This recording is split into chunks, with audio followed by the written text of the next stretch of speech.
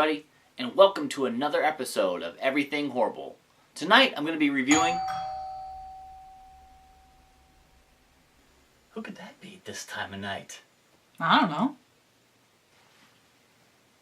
Maybe you should go check it out.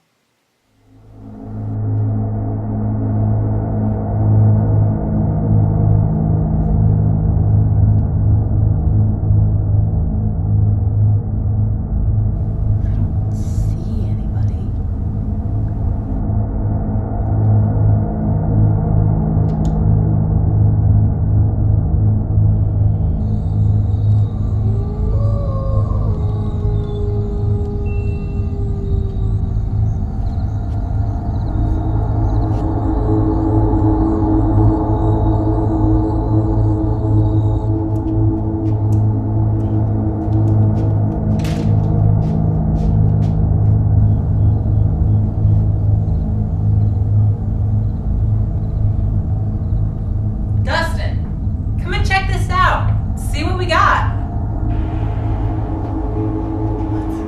What's in there? What's in that bag?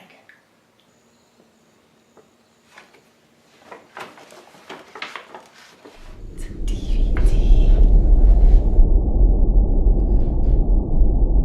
Are you ready for this? Are you ready to watch this?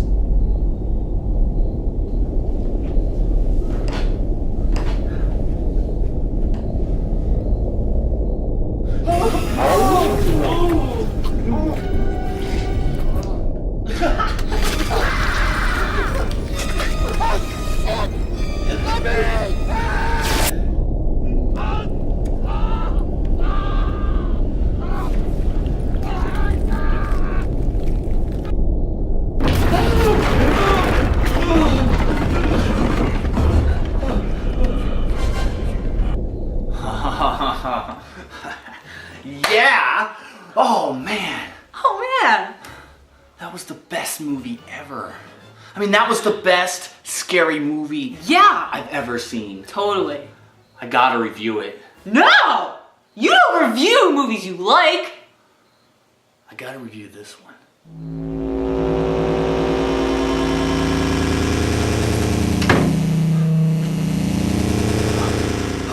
Okay. I've just watched one of the best horror movies I've ever seen. Jason Goes to Hell. Okay, maybe it's not the best horror movie I've ever seen, but it's not that bad. This movie gets a lot of shit. People hate this movie so much that they wish it wasn't even part of the series. Is that really true? Do people out there that like Friday the 13th movies wish that this movie was just completely banished? Just completely not a part of the Friday the 13th series? I don't think this movie deserves all the flack that it gets on the internet and just by the word of mouth. I really like Jason Goes to Hell, and I'm going to tell you all the reasons why I like Jason Goes to Hell. First, let's do a quick run through of the movie, and then we'll go over some of the things that people have issues with. The movie starts out pretty badass, with this girl being stalked by Jason in a log cabin. After a quick shower scene, a quick dodge of death, the chase is on. We get to see Jason in his New Line form, his New Line cinema form, because this was the first movie that New Line made with the Jason name.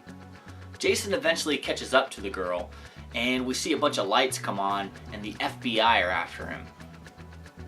The FBI. There's nothing wrong with the FBI being after Jason. Anyway, we come to find out that the girl is also part of the FBI. It was all big ruse to catch Jason. They end up blowing him to smithereens and picking up the pieces and taking it away.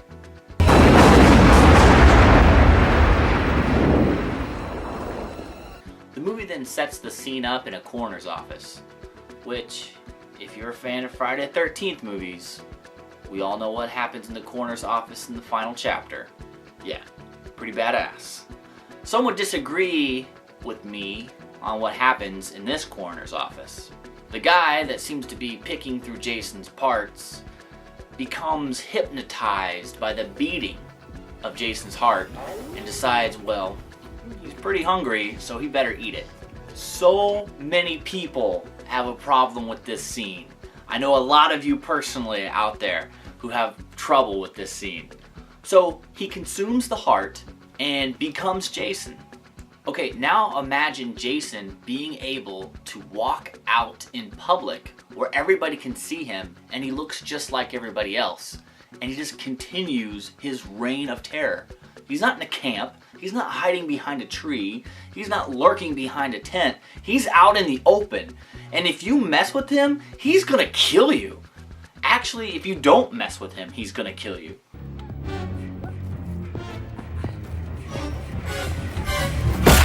Jason's heart almost takes on the form of a demon, and it possesses each person by transferring the heart from one person to another. We see some really great scenes of the transfer of the heart. It's really gross, super disgusting, but it looks so good.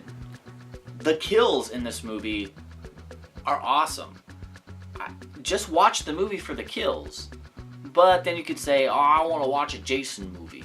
Jason isn't even in it. And we'll get to that later. Jason goes on transferring to body, killing pretty much everybody in sight. And now we find out that he needs to transfer his heart into a Voorhees.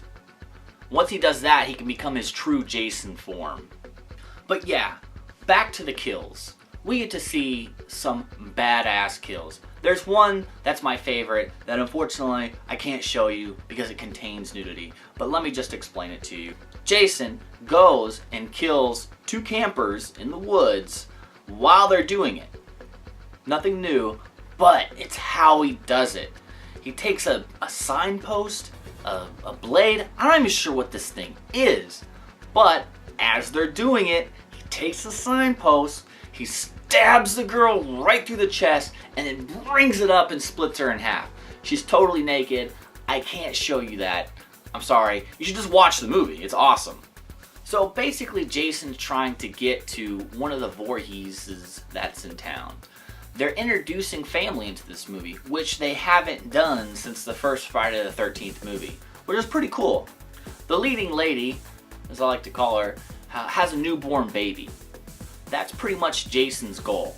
If he gets into that Voorhees, then he's back to his strongest, awesome Jason form. This movie also has one of my favorite all-out kill scenes. It's where the Jason has possessed the leading lady's husband, and he goes to this restaurant and he's just going crazy on everybody. There's one part that I always remember, I'll never forget. It's where the bigger lady is trying to get Jason off of her husband, and he elbows her right in the mouth, and you just see her chin just go right back up into her mouth.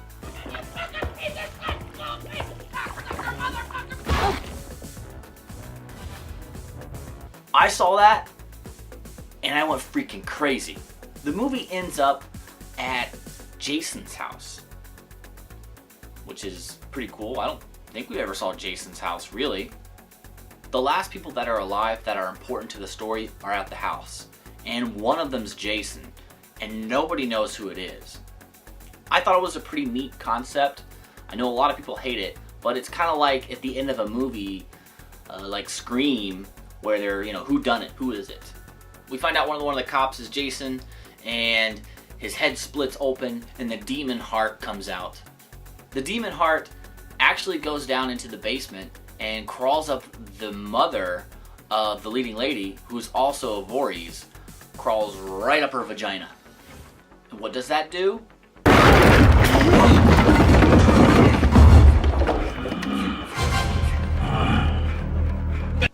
Yeah, full-on Jason time. The leading guy and Jason go at it for a while the leading lady is trying to find the dagger that can kill Jason and send him to hell once and for all. Once she gets the dagger, she comes up, stabs Jason from behind, and sends him to hell. I know that was a quick run-through of the movie, but I really want to go over some points that people don't like, maybe try to reason with you. Also, before we begin, I'd like to say, please comment and send anything that you don't like about the movie. Or if you agree with me, if you like this movie, then please tell me why you like it. Tell me why you don't like it. Let's discuss this movie.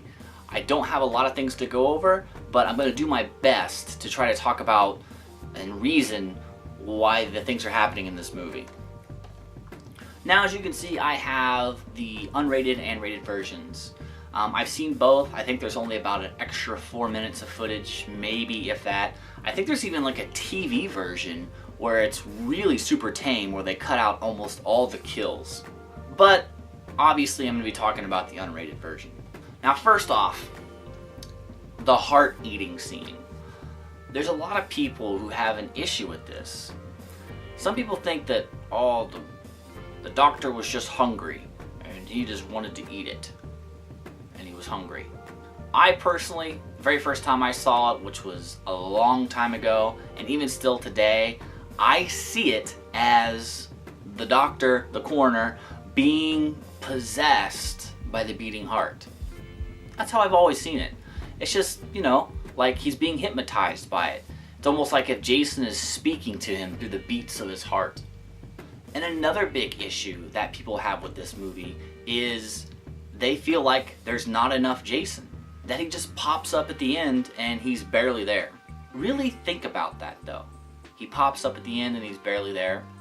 Go back to the earlier Friday films, and there's a lot of the times we don't see Jason.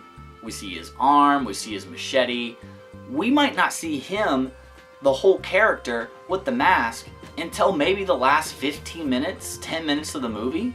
So if one of your gripes is that you don't get to see Jason until really the very end of the movie, then really your gripe is with the entire Friday the 13th series. And like I said earlier, with this concept, Jason gets to go out in public. He gets to go out in the open, something that he's never really been able to do.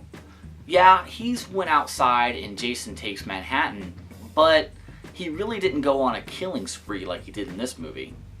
Being able to be in a human body gives him free reign to go wherever he wants and do whatever he wants. And in this movie, he does.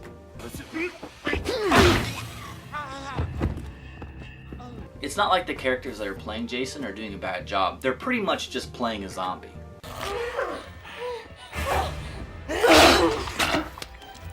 Go to hell! The front of the box actually has a quote from Fangoria on it. It says, "This has to be the most incredible ending we've ever seen." And I've heard a lot of people have a lot of gripes with the ending as well.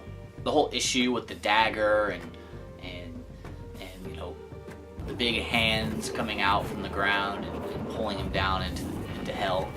Personally, I don't know why, and this is just me, I don't have an issue with that. That's not a problem for me. If that's something that you guys have an issue with, please tell me why. Because, yeah, maybe the hands do look a little bit clunky and, you know, they're huge, and maybe they're just silly. I don't know. But like I said, I don't have an issue with it. Tell me what your issue is with it, and we'll discuss. I'm happy to discuss this movie. This movie has a lot of cool trivia behind it as well. A lot of people gripe about how can Jason just be alive all of a sudden at the beginning of this movie. Jason died at the end of Takes Manhattan, and he turns into a little boy. But from what I hear, there's a comic book series that bridge Jason Takes Manhattan to Jason Goes to Hell. After he was dipped in toxic waste in the New York City sewer, they show how he makes it back to Camp Crystal Lake, and it even ties in why the FBI is after him. So if you see that lying around, go ahead and check that out. Maybe it'll help you like this movie. Also, the heart that was used in this movie is the same heart that comes out of the Monkey Man in From Dusk Till Dawn. I thought that was pretty cool. And if you look, they do look kind of similar.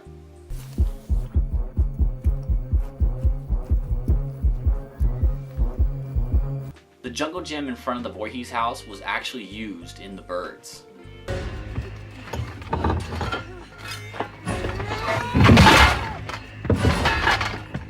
The original title for the movie was Friday the 13th Part 9, The Dark Heart of Jason, which is pretty cool. I like it. It's better than Jason Goes to Hell because If Jason Goes to Hell, then this was supposed to be the last movie in the series, and we all knew that it wasn't going to be. But if you want to, you can call this movie Friday the 13th Part 9, The Dark Heart of Jason. And two of my favorite trivia pieces about this movie is, one, I'm pretty sure we all knew that the Necronomicon is in this movie from Evil Dead.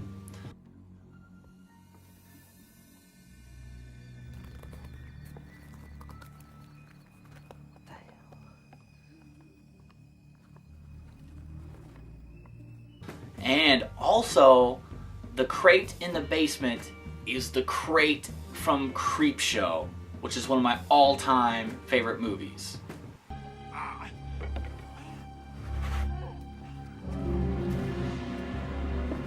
So, like I said, this movie isn't that bad, and you should really give it a chance if you haven't already. It's not my favorite in the Friday the 13th series, but it shouldn't be overlooked. It shouldn't be disregarded just because it doesn't have a ton of Jason in it. You're gonna love the kills in this movie alone. It's just a fun movie. In this episode, since I reviewed a movie that I liked, we're gonna flip it around and have Elizabeth review a movie that she hates.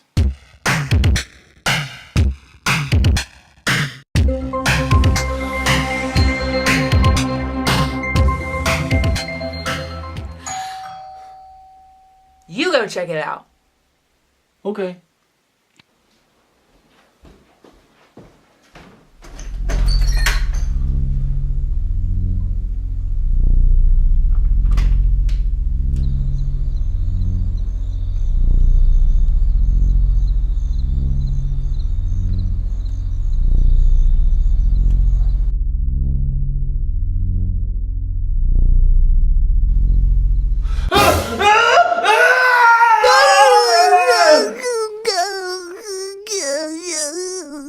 What are you doing here? What do you want? Well, I just wanted you to watch one of my favorite movies of all time, The Texas Chainsaw Massacre, The Next Generation. It's great! Oh my god, it's The Next Generation! You're gonna love it! That's why I brought it over, so you can borrow it here. No. No. No. What's all the racket down here? Oh, I just brought a movie over for you guys to watch, and you can borrow it. It's okay. It's okay. The ghost just wants us to watch this movie. Oh, okay.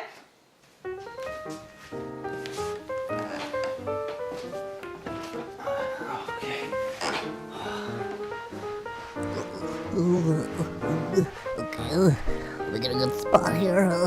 This looks like a good spot. I can sit right down here. Okay. Oh, yeah, this is perfect. I'll press play. Here we go. Oh boy. I love this movie. Of a bizarre chainsaw wielding family. Reports which were to ignite the world's imagination.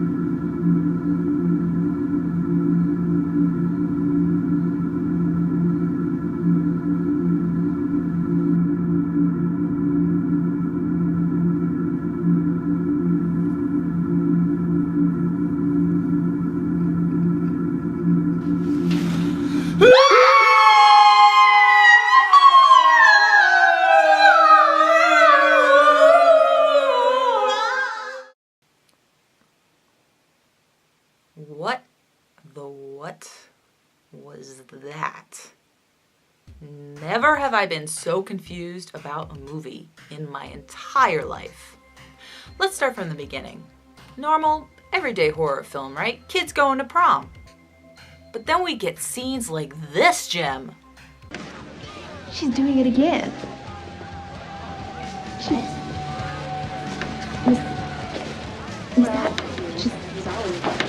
She just does that to make trouble, okay? It's obvious. It is so obvious.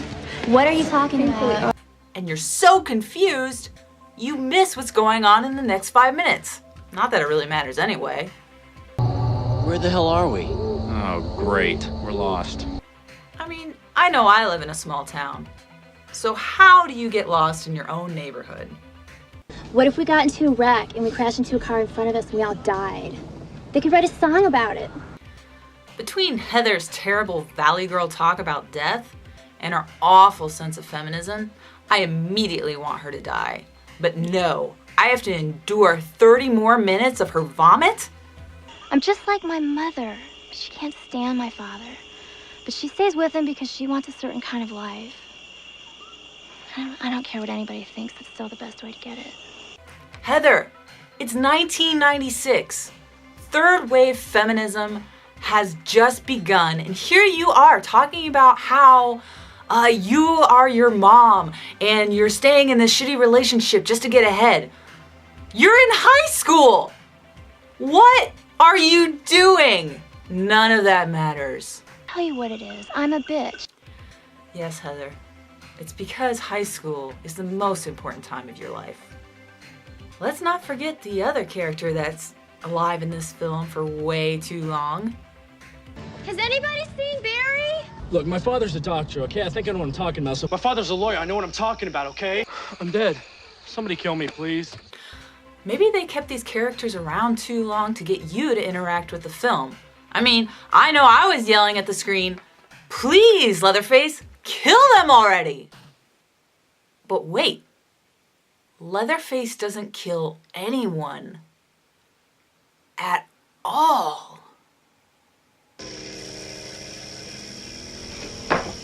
Hurt you. See? I'm not gonna hurt you. See, I'm right here. Not gonna hurt you. Wait, is that a ray of hope? Heather! Yes! It won! I think. At least we get the crazy family in this one, so that's a plus. And thank you, Matthew McConaughey, for your all-time role in this film.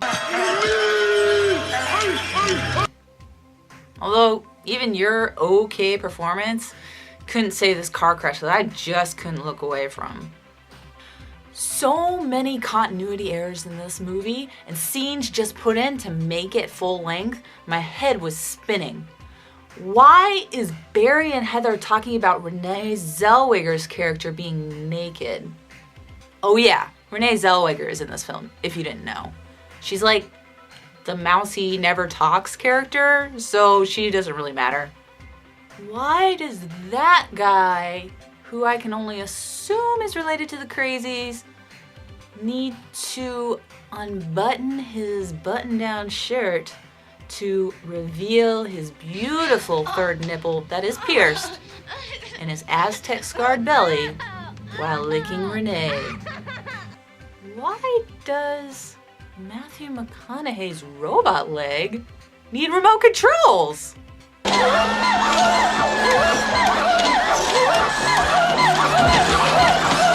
Oh wait, I guess that doesn't really matter. Why is the cop not stopping his sister? Why is Renee Zellweger wearing 3 different dresses in this film? Of which on the second dress, I turn to my friend and I go, wasn't she wearing a different dress? Only to be shown a third completely different dress. Lastly, who was Renee looking at in the hospital? Was that somebody I was supposed to know? Was she from a previous film? I don't know. Thank you, Mrs. Spidey. In conclusion, why? Back to you, Dustin. Thanks, Elizabeth.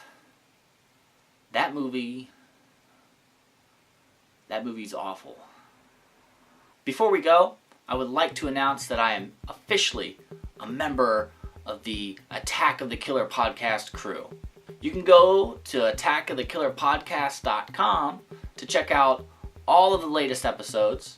We talk about horror movies, all horror movies. We talk about the good, the bad, the awful, the awesome, all of them. We go on for quite some time, more than this episode for sure. A lot of in-depth reviews, we get really deep, and we have awesome segments that you can check out as well. They pussified Freddy in the new movie. The one thing they did right was that they kept him as a child molesting kid killer. No, kid killer, yes.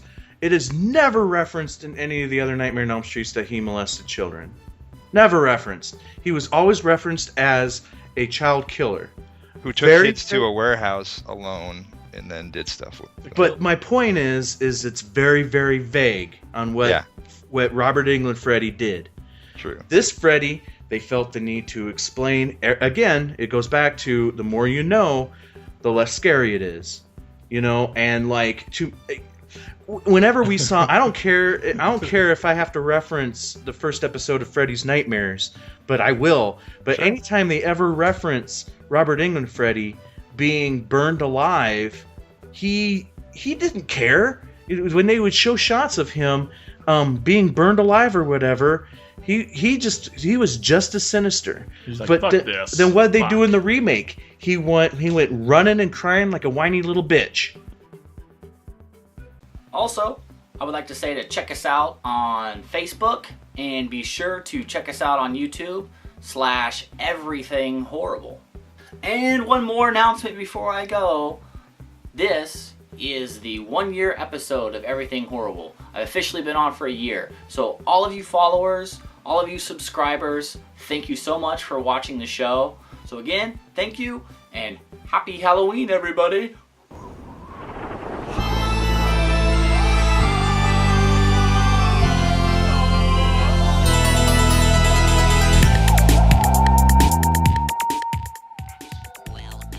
What's in that bag? What's in that bag? Are you ready for this? Are you ready to watch this?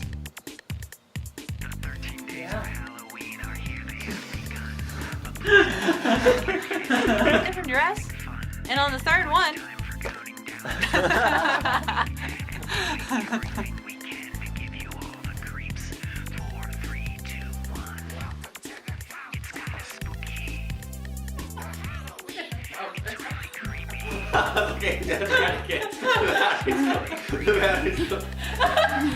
What is this? No.